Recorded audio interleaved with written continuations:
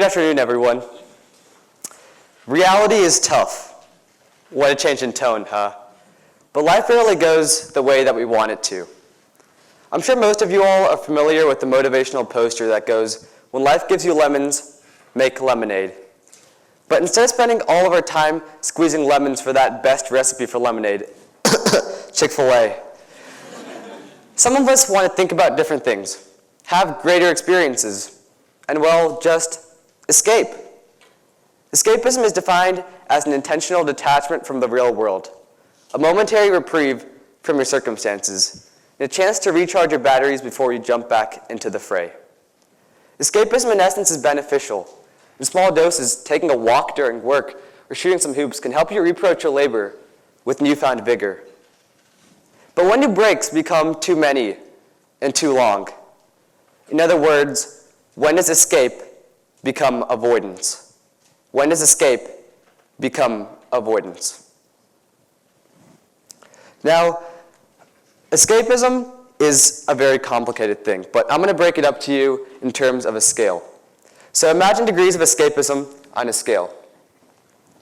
In the past, there existed a dichotomy between reality and fantasy, but technology in our lives has reshaped that dichotomy into degrees of escapism. On one end of the spectrum lies workaholism.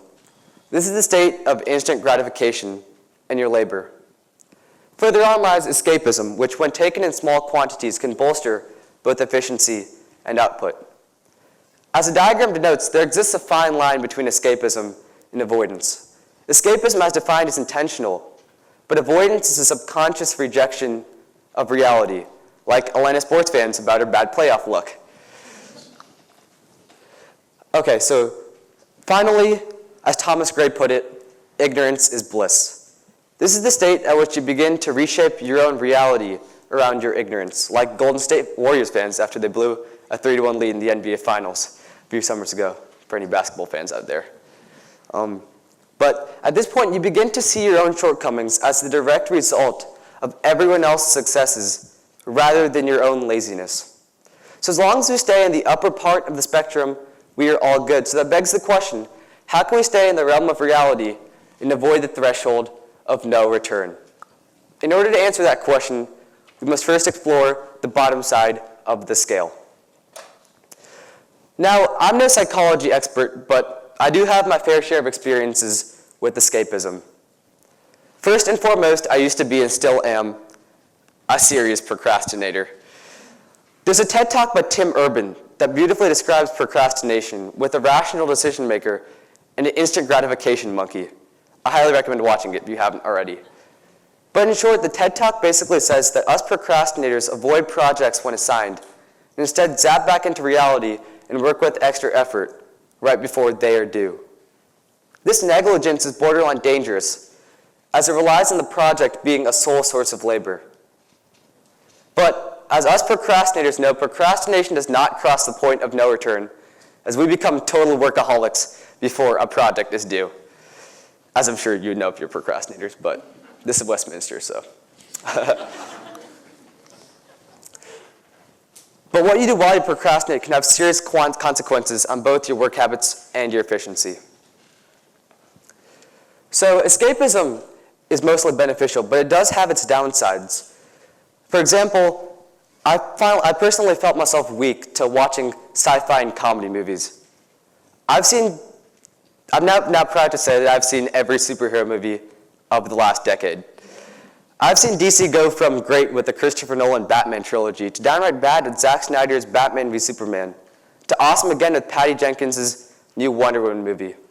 Zapping back into reality, though, I was actually watching these movies and videos while trying to balance all of my schoolwork and classwork and extracurriculars towards the end of 8th grade. I figured that I was just escaping, but only later did I actually realize that I was avoiding.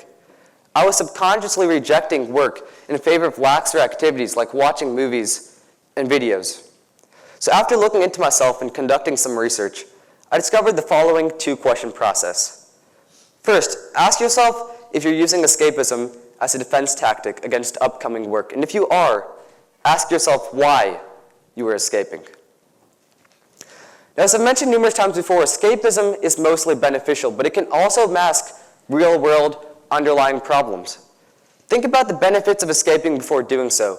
If you really need to escape, spend your time playing thought-provoking video games, trying out a sport, or hanging out with friends. It doesn't have to do with whether you are introverted or extroverted, but as human beings, all of our brains are wired similarly. It's easier to kick back and relax than to sit down and work, but we must try to resist that temptation. As humans, we are the pinnacle of productivity and efficiency.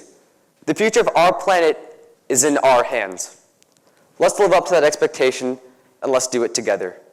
Let's take a vow right now to escape, not to avoid. As with our combined effort, I am sure that we can find the secret formula for that perfect lemonade. Thank you.